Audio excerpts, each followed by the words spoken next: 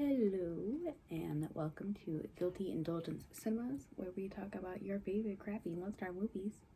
Or movies that are just deemed by critics as overall bust, but still are really, really good.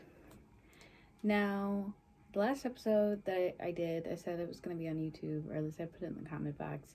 But then when I went to upload my video, it didn't work. So, sorry. Not that anyone would care, but sorry. Today is another no makeup day. I was in my continuing education courses for my license.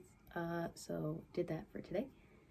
And then decided while the baby's asleep to see if I could sneak in another podcast, because I realized that maybe I should be more steadfast on doing these. Not for really any reason, but just, that maybe I should. Now, I keep saying that I'm going to do The Last Witcher, which I am.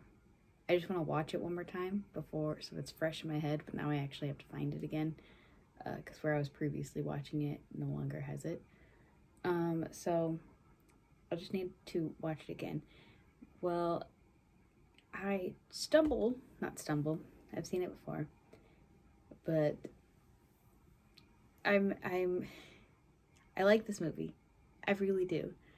And the only reason I'm kind of stumbling over my words and maybe just a little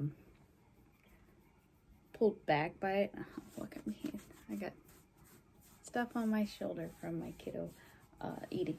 Anyway, I might be pulled back from it just because it does have some very TVMA jokes in it, and let's just start this off by saying in this episode, I'm going to curse. That should be good, right? I'm going to curse. And mostly because it's hard to say anything in this movie without cursing. Pretty much. Or not cursing, but saying profanities, saying less than angel-like words. So that's the precursor that I'm going to give. You can step out of this episode right now if that's not something you're into. Come back another episode or go listen to any of the other 9 episodes I have. I refrain from cursing quite a bit, so by all means, step into that. So what we are going to get into today is a Netflix movie called Game Over Man. Oh yeah, from your crew that created Workaholics, 8 seasons of that. I was listening to their podcast, This Is Important, and it's an entertaining podcast. And I'm no PG person. Like profanities don't bother me. So yeah, I guess let's get into it. Yeah, let's start heading into why I even picked it for this week's episode. This month's been posting like once a month. This month's episode. All right, let's get into it.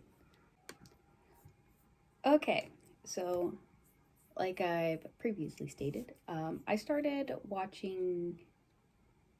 Okay, so when I first saw this movie on Netflix, I didn't think too much of it, like whatsoever. I just didn't. I didn't see Workaholics. I think I've only seen a couple of things with Adam Devine, but can't say that it was ever something that made me say like, oh my gosh, I need to follow this guy. And Workaholics, I just don't watch TV shows. Like, I really don't. And I mean, I watch like Duck Dynasty, The Office. Maybe I do need to watch Workaholics, especially after listening to their podcast. I actually think they're some funny dudes. So this stars Adam Devine, Anders Holm, and Blake Anderson. They, including the director, Kyle Newcheck, are the people who make This Is Important, the podcast. And that's, what led me to kind of say, you know what? I watched that movie once, and when I first saw it, I wasn't, I wasn't intrigued to watch it, and then I was like sitting at home one day, and I was like, you know what? I'm gonna just watch this movie. I'm like, why not? Like, what could happen? And oh my god, holy shit! There's so many dicks in this movie. They cut a dick off. Adam Devine has his dick out, and I mean, it's not like it's like partially covered. Like, you see his butt cheeks, kind of.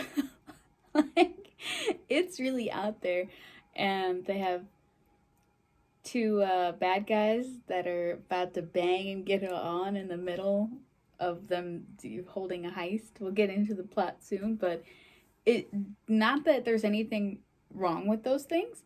I just wasn't expecting Netflix to just say like, hey, suck it. Fans, this is what we're throwing at you. Love it or leave it. But no, I watched it again last night, and I like it. I like the movie. I think it's funny. I think he plays this kind of character over and over again. Adam Devine, but I didn't think it was a problem. I had no issues with it. Sorry. So let's get into some background information. The produced by section on this is wild. Like, okay. It's produced by Adam Devine, Anders Holm, Blake Anderson, Kyle Newacek, Seth Rogen, Evan Goldberg, James Weaver, Scott Rudin, Eli Bush, and Isaac Horn. It's a lot of people.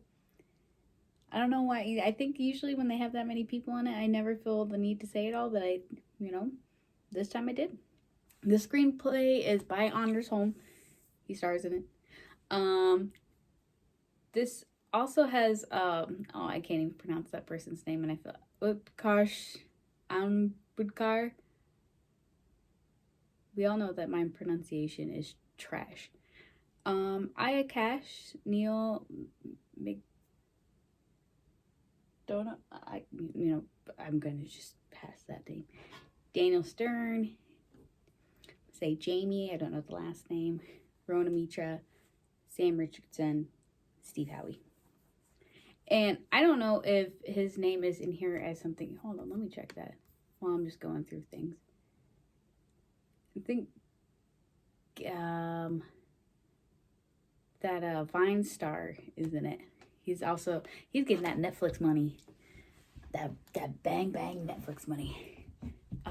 Is it this guy right here? He's an African American dude. Oh no, not this one.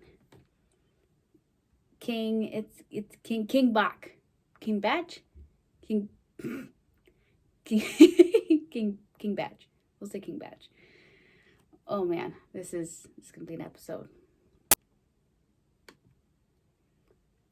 Okay. So I'm gonna be shortening the way I do my segment. That way I can try to make sure that my video and my audio can all be uploaded. So I could do, because I am trying to record for this one as well. All right.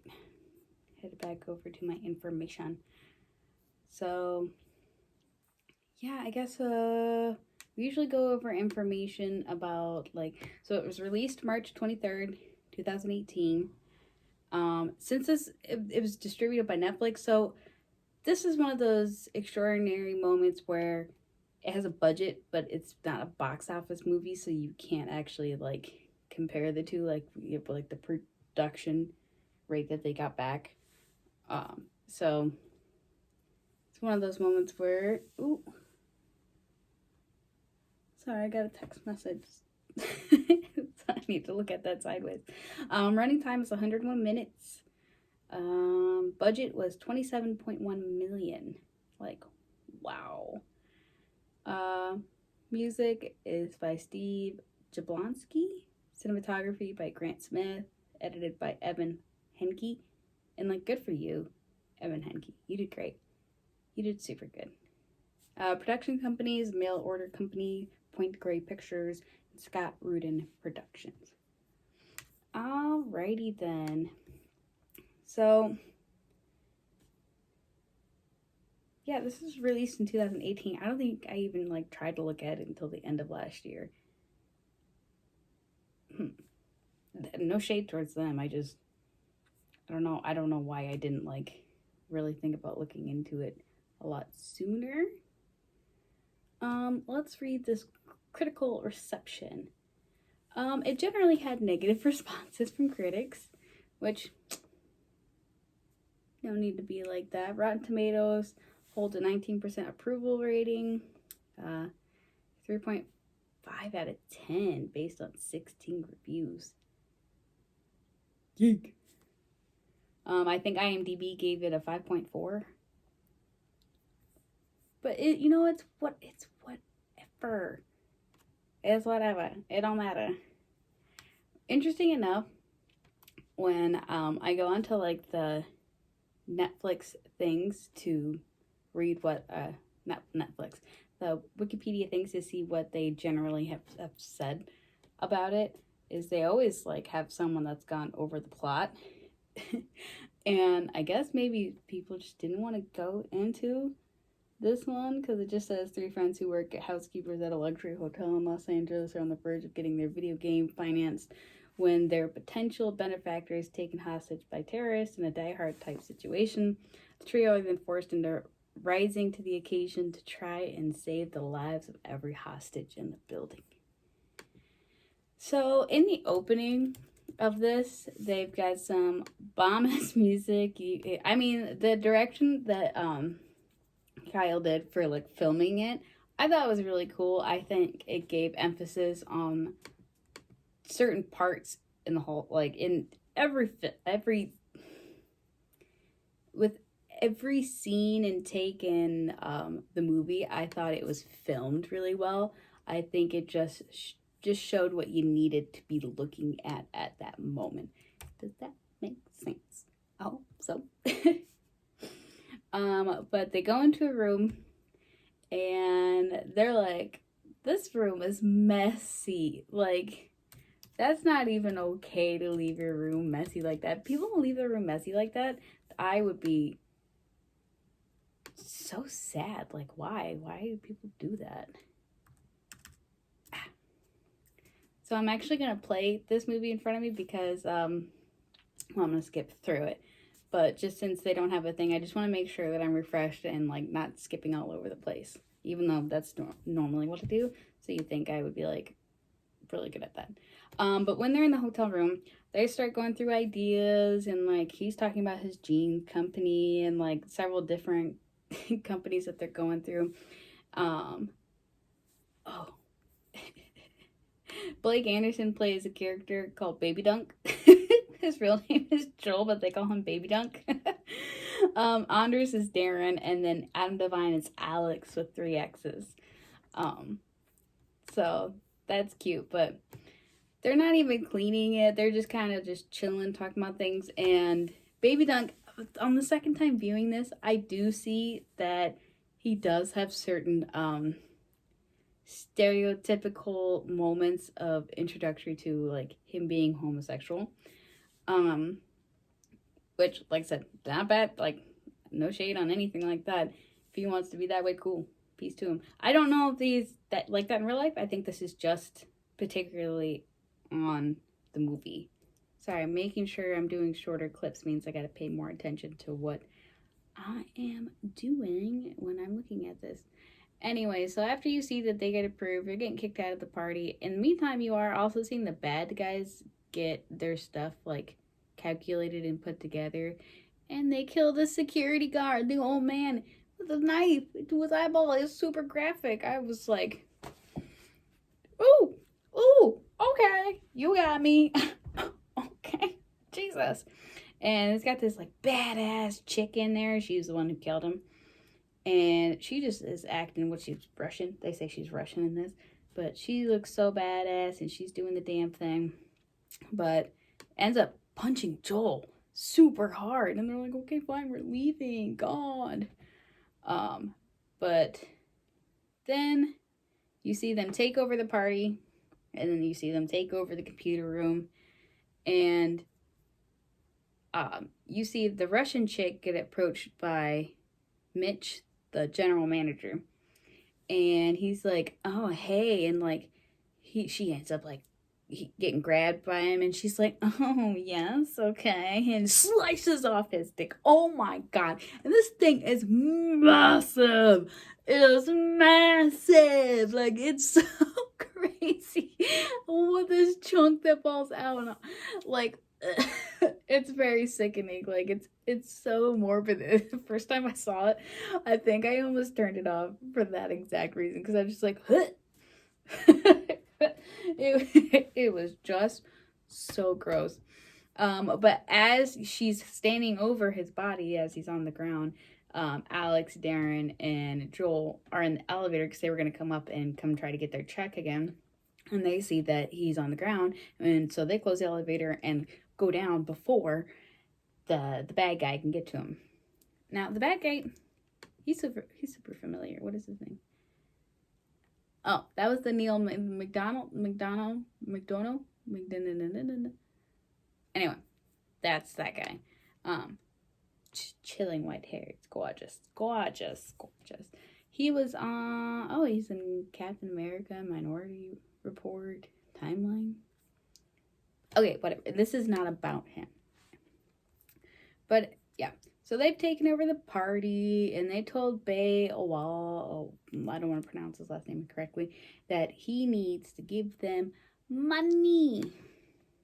And now, freaking the waiters, or people who are room cleaning, housekeepers, are now like, oh my god, we can't leave. We need that check.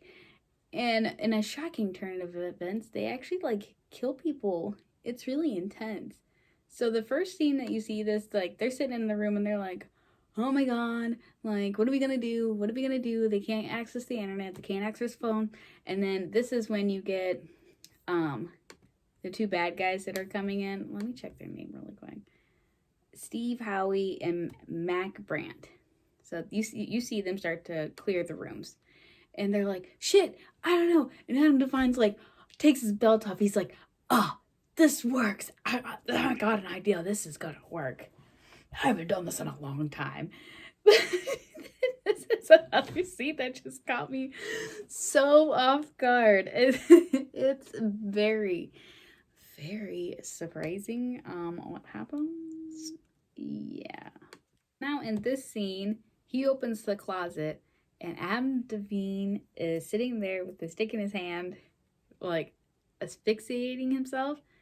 And they're like, ugh, you're horny. And he's like, I just don't like the way this job's going. He's like, look, tomorrow we'll be on a beach. And you're like, huh? And you're like, we'll be sipping Coronas and Cabo. It'll be great. It'll be amazing. And he's like, I just don't want to see you getting hurt. And then it's like, what? And then they say I love you to each other, and they start making out, and then they're like, all right, really quick, let's do it. And Adam Devine's face is just like, huh?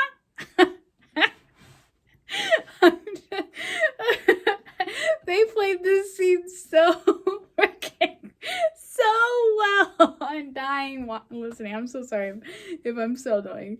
But you got Joel and Darren sitting on the side. Darren's sitting there smoking his vape. And Joel's like, what the hell, man? Stop it. Joel's like, ew, right? Just instilling that he's got, he may be interested in men. So freaking Darren grabs a lamp and just smashes it into one of the bad guys.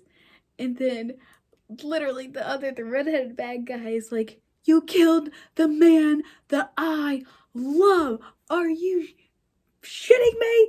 And I mean, it looked like he died. Like, it for real looked like he died. And this guy just one punches Alex off the bed into the bathroom. And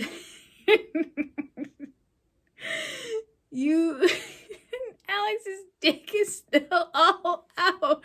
Like, how many hours of filming did it take? Maybe it's just because I feel awkward that I'm giggling this much. But, like, how many, like, takes and hours do you just have that out? But Darren tries to go for a gun. He can't figure it out. And the redhead starts going after him and just kicks him across the room.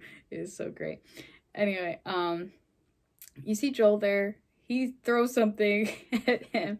And hits him on the bag. It's like something super light. Oh, he's got the lamp. And he's like, it wasn't me, but he dips down before or the guy can actually reach him, and he falls over and just like breaks his neck on the side of the side table. Oh, it's so graphic. It's so graphic looking. It's so unnatural. But then they have to figure out how to get out of there. So, Alex is like, come on, man. Darren, you're a genius. Figure this out. And then Joel's the master manipulator. He can build anything. So he's like, figure out how to get us from here to over there without going out the doors.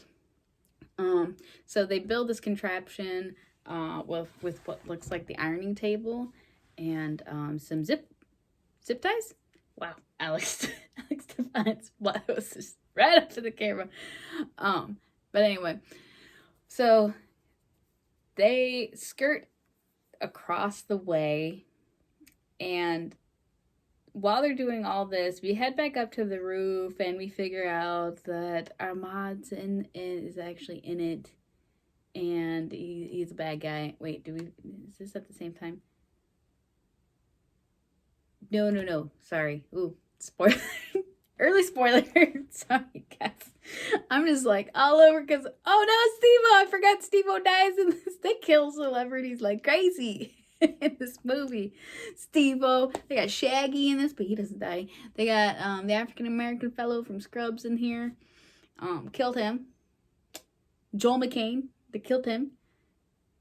Again, spoilers. I think all of my podcasts are pretty much spoilers. That's the whole point. You guys don't want to watch it. You want me to watch it, so I watch it for you, and then I just kind of tell you all these entertaining parts that you want, right? Right.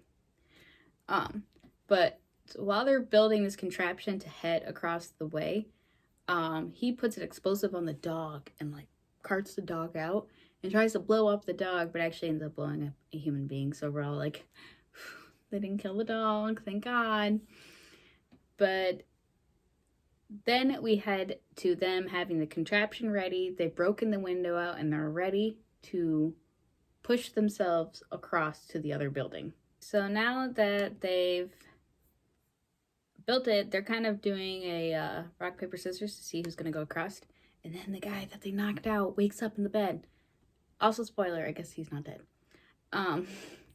So they all just jump onto it and they wiggle their way across. And this guy's looking pissed off as all hell, but the contraption that they had it was like attached to the bed, and it ends up pushing the bad guy out the window, and he's holding on by one hand, which don't know how in the world that would have ever been able to happen. Oh, then it clamps his hands in. So now they're trapped in the middle on a wire between both buildings because they were trying to get to the scaffold across the way. Cops show up, ask them what they're doing. Darren and Joel are like, oh my God, there's people with guns inside. They're trying to kill everybody. Come on. And then Alex is like, no, they're not. Fuck the cops. And they're like, what are you doing? He's like, it's not going to be badass to save the day if the cops have to save us. The LAPD are not cool. And he's like, what the hell is your problem, Doozy? You keep us down all the time. That's why we don't want to freaking work with you anymore. Eventually this breaks and it comes down to the window where this big Tonkin bad guy is, as well as the financing, the computer guy is at.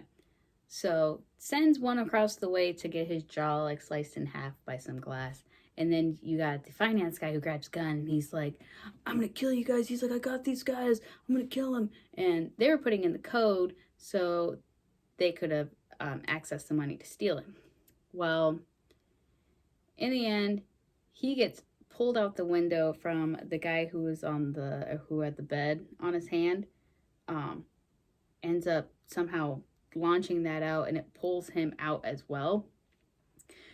Don't know how that was worked out, But yeah, he gets pulled out the window and smashed like, you know, water balloon on the ground. Everywhere.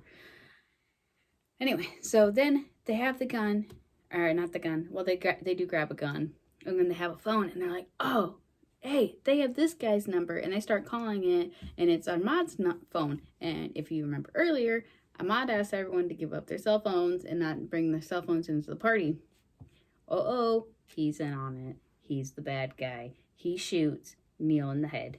Oh, R.I.P. bad guy. Because you weren't the bad guy, you were only half bad guy. And then Russian lady's like, never send boys to do a woman's job. And she goes up to the assistant manager. She's like, demand respect, little lady. And Alex is still just super obsessed with the fact that they've got more kills than he's got. And Darren and Joel are just like, dude, you need to check your reality. It's freaking insane. Anyway, Ahmad is now just like kind of half on a killing rampage. It's kind of intense. Oh, yeah. So Ahmad sends out this little thing saying like, hey, I want money and I want it now. Like, because we know that the police are there. They've, you know, shot a police officer. So now they can't just like do this peacefully. They have to actually start getting on violence and stuff. He also has Shaggy perform, which Shaggy just and like I feel like every single person who knows this song was just like, got me sitting on the cover, wasn't me, like everyone was bopping along to that. All right, it was super dope. Let's see. So I think at this time they planned on going up to save everybody.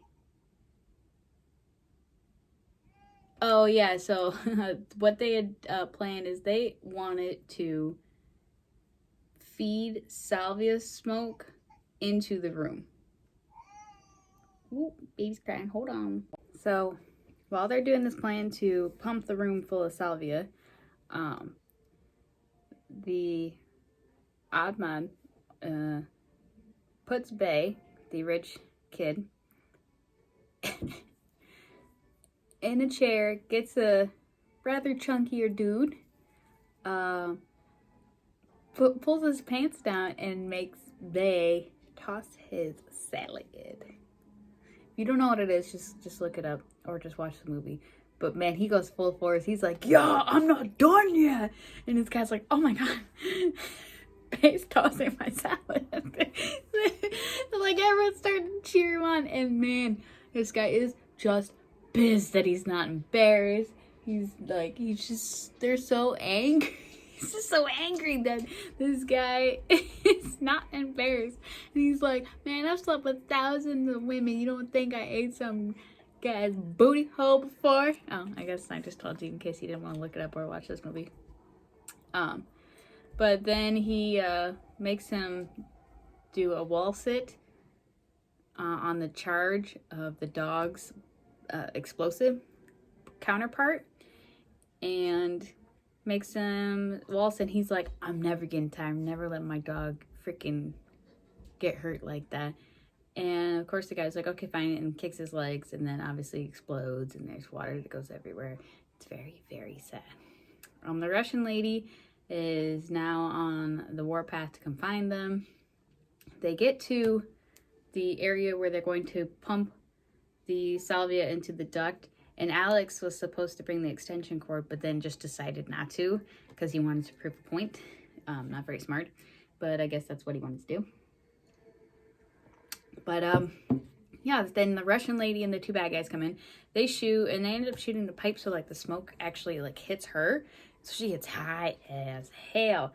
And then one of the bad guys that is with him draws dicks and like slut on her face and just writes a bunch of shit all over her face, which is better than what typically would have happened in this scene in other movies. I commend them for that, because I was immediately like, great, like a woman showing power, and a guy, the only way that he can show his power back for this woman is, you know, typically in movies it's sexually, and I don't condone that. I think that's a terrible thing to try to show your viewer, but they do it great. He just does like a college prank, and he's like, it's funny, and then she ends up shooting him like 4 times, and he's like, I thought it was funny, before he died. And I mean, I think she keeps this on her face for the rest of the time. But yeah, so she goes again on her warpath to try and find them and kill them.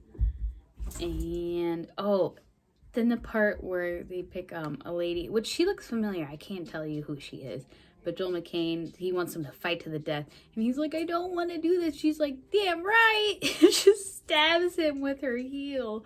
Like, oh man, it's kind of nasty. They are so hardcore in this. It's freaking crazy. Like, the moments that you think they're gonna hold back, they just don't, and then it surprises you. Alex, Darren, and Joel get like separated because they say, let's separate, da, da, da. And one of the guys finds Alex in the kitchen, and Alex ends up like slicing his ear and part of his face off, and then Joel comes in like a badass and just shoots him. Like, bam, bruh, he just pop. So he was like, that was my kill. Like, Alex still like getting super minorly depressed with like, it's my kill. And man, Alex has got so much blood on his shirt too. Anyway, this is a little scene where they start arguing, and they're kind of getting their full out aggressions with holding guns, and they're shooting next to each other. They're not shooting at each other. They're shooting on the ground. They're shooting through the floor, through different lamps and tables and doors, but they're not actually shooting at each other. And as soon as they're out of ammo, that's when they actually start pointing it at each other, which is pretty funny. Underslang, I'd go sideways on your head, cacao. They're just funny. This part's so funny because they're talking about what they would do to kill each other, but you know, it's not gonna happen, so it's mute point. So baddie from the first scene, where they killed his gay lover, traps him in the sauna room, puts him on the massage chairs. Sorry, my dogs are like fighting in the back, and starts beating them with the lava rocks. And he's just, I mean, he's pissed. His lover just died, and lover scorn. Can't get past it. So, and then he's got these like the things that are the electric pulses that are supposed to help relax your back and your muscles. He's using that to torture them. But Alex is able to get his seat kind of unhinged to attack him. And then Darren puts oil on the ground, like the hot oil. And he slips and falls. And I think he dies that way. Pretty sure he died that way. I'm trying to get some confirmation. Like, oh, yeah, he totally dies. Oh, no, Alex grabs a gun while Joel and Darren hold him down, and just blindly shoots and manages not to kill anyone else but the bad guy. Then you see them get their apologies on, and just say, you know what, like, we're cool, we're all friends, let's just freaking chill. Men have the uncanny ability to let things go. Applause. Anyway, so now they're like, okay, what are we gonna do? How are we gonna save these people? And at this point, they've moved the people. The scene where he tosses salad, they had moved them from the top of the roof to a conference room. So now they're taking the dead guy, they're putting him in a yoga outfit attached to a bunch of circuits, computerized. I'm not well versed in that kind of thing. And then they intended to show what Skintendo could actually do for the the joystick suit. And you see they send the bad guy that's died with suit in, and put lava stones on his hands, and he starts swinging, knocking bad guys out, taking bullets, just freaking knocking at least 10 guys down. It's intense. And you see Bay say like, Skintendo. So that was cool until the battery overheats and then it like blows the top part of him off. And then they're like, okay, let's do this. And Joel lets his hair out because, oh, he finally has come out that he's gay. And they're like, yeah, we know. And he's like, wait, what? And they're like, yeah, we know. You say when you're drunk all the time. And he's like, what do you mean? And they're like, yeah, and when you're drunk, you say you're gay all the time. And he's like, why didn't you guys say something? And he's like, we were waiting for you to feel natural when you're sober doing it. He's like, so I guess now we've written for this moment. Congratulations, dude. And it's just so nonchalant for them. It's such a beautiful moment. It's like such a great moment. But so they come in with their guns that now they've learned how to work, and they're starting to shoot, and they kill pretty much most of the bad guys. Joel still doesn't choose to use a weapon, but yeah, so they come in, and everybody's like, yeah, and then the Russian chick comes in with her gun, and she's got poo-poo head on her face. I'm sorry, I thought it said slut beforehand. No, it says poo-poo head. And then come here with the little arrow pointed at her mouth. And then Joel's like, excuse, I do not appreciate the way you've been trying to kill us. I gotta put my mic down for a hot second. Like, and he starts doing his claps. And he's like, oh my God. They're like, no, you do not do this. Okay. Okay. And so they start fighting hand to hand. And, you know, I think just at the end he wins. He pushes her on like the spike of a table and kills her. Well, Ahmad has left at this point with Bay. The other bad guys are like, I'm done. I don't care. I don't want to be in this crap anymore. The assistant manager tells off the other general manager with his own dick. She's holding it.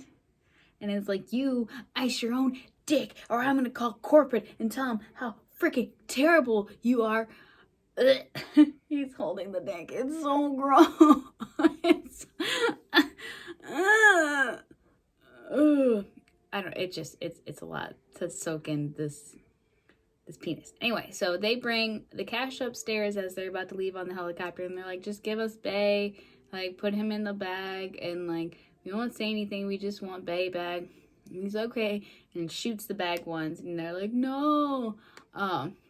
So he tries to leave on the helicopter, and they're like, all right, go. And everyone, like, they've taken their collars off, put them together in this bag that they've given the guy. And they blow up the helicopter, and the bad guy's dead. So, yay.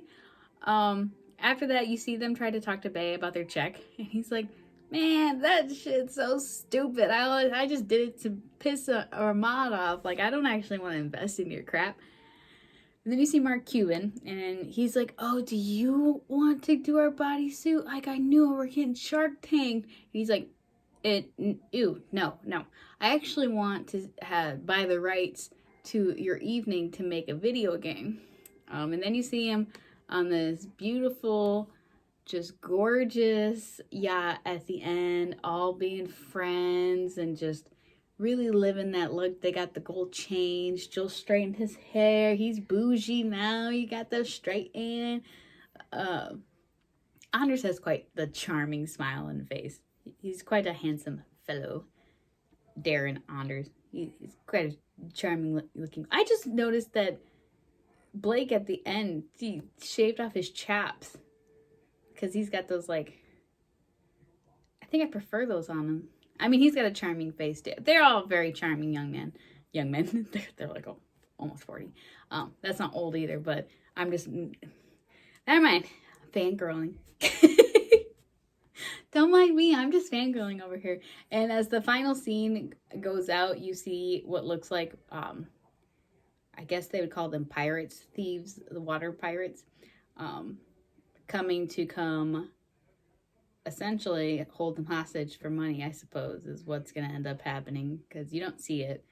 And I don't know if that was supposed to set up for a sequel.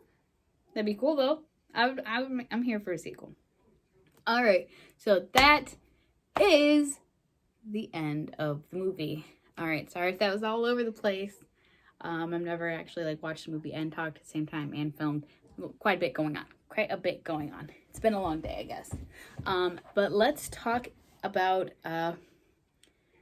what didn't work and what did work. So let's go back to the section in Wikipedia that called it's critical reception. Now, I'm going to read in a negative review, Glenn Kenny of the New York Times said, "This almost laugh-free comedy is distinguished by a relentless level of outrageous yet strangely listless vulgarity." In a similar negative review, Variety's Monica Costello said, "Game Over Man is a movie with few original ideas, plenty of tropes, and not enough love for the Bill Paxton Aliens characters who made it I can't say this catchphrase popular."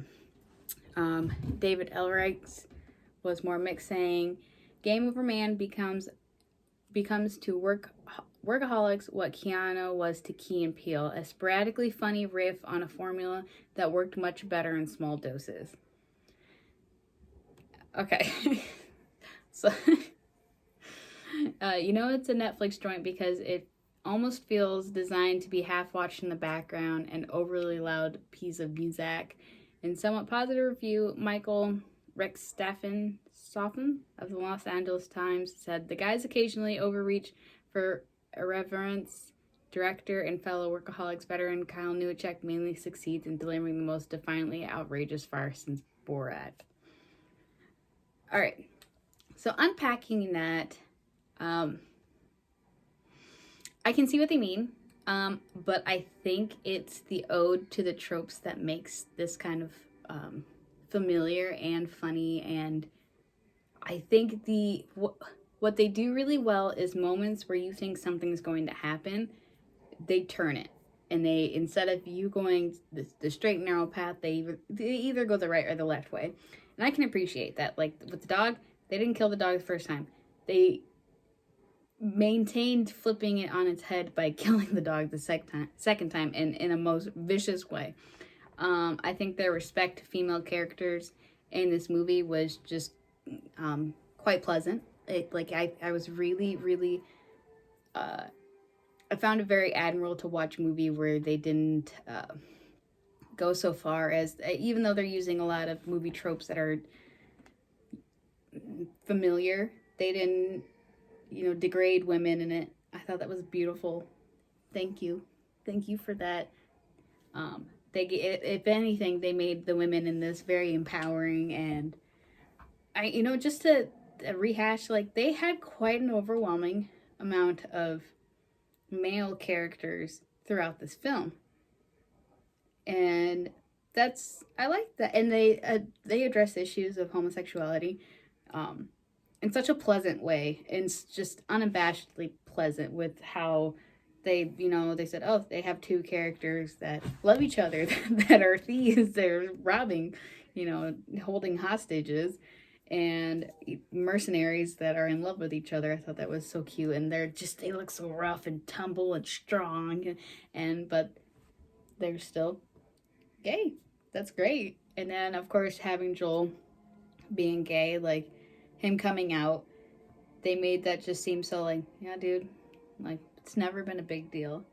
But it's just, I know, I mean, I don't personally know. I don't understand how people who have to hold it and their preferences, like, it's not fair to them. And I'll never understand the fear of what it takes to come out to it, especially your loved ones who thought one way or you think might be partaking in judgment towards your stance in life. So I'll never understand that. Mostly because I have no, personal opinion on anyone's preferences. You do you. You can do whatever you want. That's the whole reason, I live in America. But that's the whole, I think that's the beautiful thing about freedom, is being able to be exactly what you want. But I know it's not that same case for everyone. I know not everyone grew up the same way. So I can only just wish for happiness and healthiness for every single person who's going through occasions like that, and just wish for the best outcome possible for those people. But I really do think they hit that very well. I mean, yeah, I guess it is that overplayed thing where it's like, three friends, and one's kind of like dragging them down, and they're just kind of keeping them there just because they've been best friends so long. But I think once you actually, like, I mean, I haven't seen Workaholics, but I think when you listen to the podcast first before heading into this movie, you see that their closeness with each other is, it rivals the characters. Like, you could truly just see that they're just characters in the movie.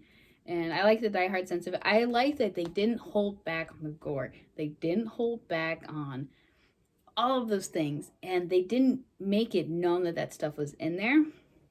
So it really just threw you off, like the blood, the gore, all the schemy things in it. They were just things that you weren't expecting, and that's what you want from a movie. And like, I don't want an action movie that it's always going to be like predictable. Yeah, it's just holding you and weighting you down. I enjoy this because it was fun.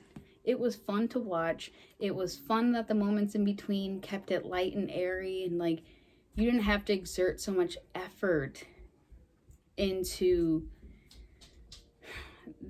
and that sounds weird because, and this is probably why I don't like watch Marvel movies or action movies or stuff like that, because it's such an exert of effort to watch the movies. And I just want to go to the movies to escape life, have a lot of fun, enjoy the characters that I'm watching, be engaged, like pick a team. I was rooting for them. I picked their side. I wanted them to get past. And then even the end, when he's fighting the woman, like, it wasn't like a, oh, I'm a man fighting a woman, this is gonna be real freaking easy.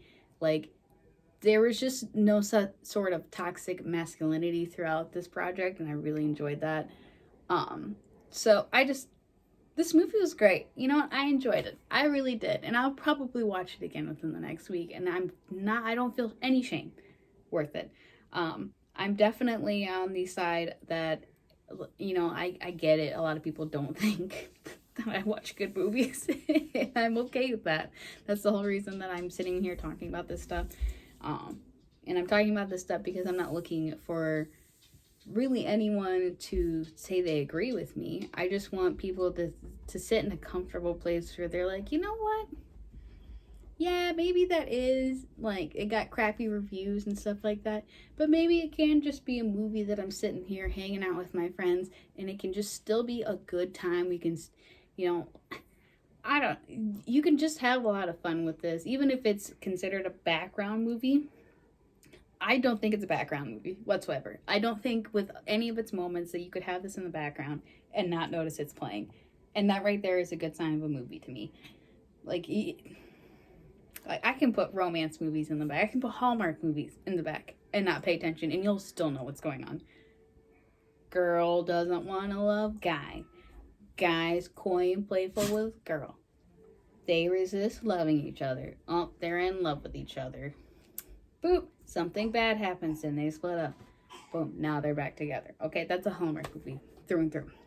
So even though it does have tropes that are familiar to other adventure and action movies and stuff like that, I still think they created a league of their own. I think they killed it. I think Adam Devine actually does star in like quite a bit of movies like this. I think like Jexy is kind of in the same category. I don't think Jexy is anywhere near as good as this. I thought that one was maybe just more off-putting. How We First Met was great. He plays that same kind of character, really brash and indecisive and just kind of all over the place. But it works for him. Like, that character works for him. Not in an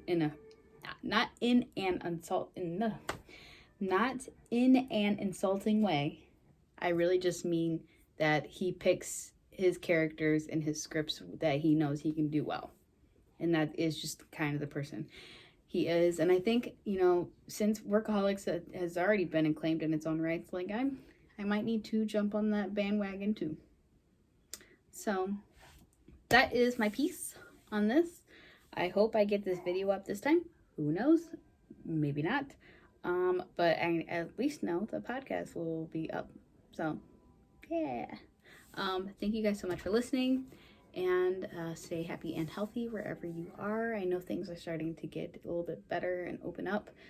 But that doesn't mean we've pulled through completely. So please just be happy and healthy wherever you are. And if you can't exactly have happiness, I hope you create it, whatever that means for you.